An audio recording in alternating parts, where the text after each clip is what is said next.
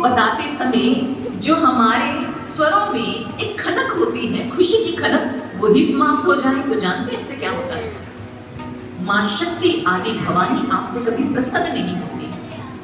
देखिए, नवरात्रि के दिनों में आप कन्याएं ढूंढते हैं किसके लिए? कन्या पूजन के लिए।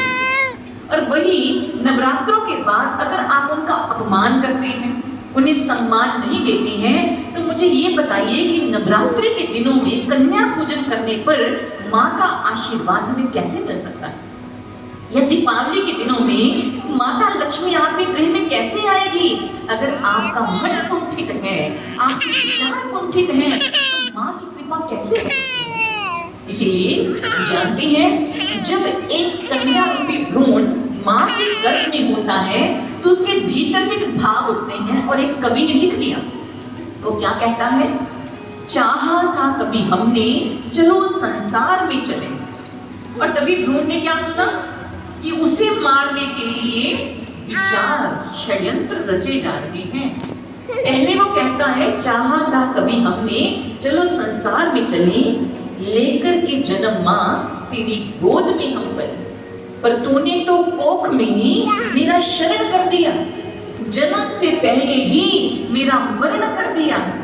ये वासना है, ये ममता का सार नहीं, और अब कभी माँ कहलाने की तू हकदार नहीं, तू हकदार नहीं।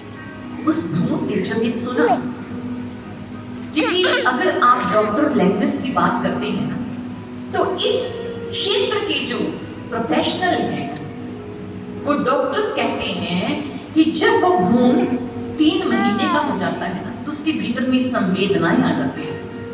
वो माँ की हर बात सुनता है, वो सब कुछ देखता है, वो प्रसन्न होता है, वो रोता भी है, और जब उसे मारने के लिए भी विचार पैदा होते हैं ना, तो वो भावनाएं भी पहुंचती हैं उसके पास।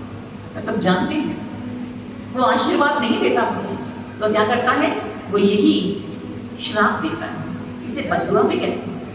नारद जी कहते हैं, भ्रूण हत्या जघन्य पाप। ये एक ऐसा जघन्य पाप है, करते वक्त उस जीव को ज्ञान नहीं होता इसका, परंतु इसका फल इसी जीवन में नहीं तो अगले कई जन्मों में भोगना पड़ता है। और भक्तजनों, आप जानते हैं, कुछ लोगों के मुख से आप सुनते होंगे कि हम तो कभी बुरा करते हैं, हमने तो आजीवन कभी किसी का बुरा किया ही नहीं। परंतु महापुरुषों ने लिखा कि अगर वो ईश्वर पर्दा उठा दे, हमारे पिछले जन्मों के कर्मों से पर्दा उठा दे, तो अपना मुख नहीं देख पाएंगे, ऐसे कर्म करके आए। इसीलिए जो कर्म, जो बुराइयां अनजाने में हो चुकी हैं, जिसका हमें ज्ञान नहीं था, वो तो हो सकती है क्षमा, ध्यान करने से, भक्ति करने से। तो जो कर्म जानबूझकर किए जाते हैं, समझकर किए जाते हैं, अगर ऐसे कुकर्म हम करेंगे तो उसका भुगतान, उसका फल हमें भोगना ही पड़ेगा। और जानते हैं, जो बेटियों से प्रेम करने वाले हैं, जिनके लिए बेटे और बेटियों में कोई अंतर नहीं, वो क्या कहते हैं? उनके भाव भी सुना देती हूँ कि रोली कंगन मेहंदी का श्रृंगार नहीं होता। लेकिन ये श्रृंगार कौन करती है? बेटियां ही तो करती हैं। रोली कंगन मेहंदी का श्रृंगार नहीं होता, भाई दूज रक्षा बंधन का त्योहार नहीं होता।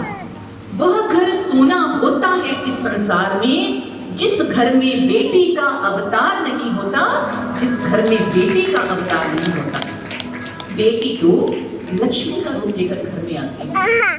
तो भक्तजन जानते हैं, जब वही बेटी बड़ी होती है तो उसके बाद वो एक नारी, एक महिला, उसको नाम दिया जाता है।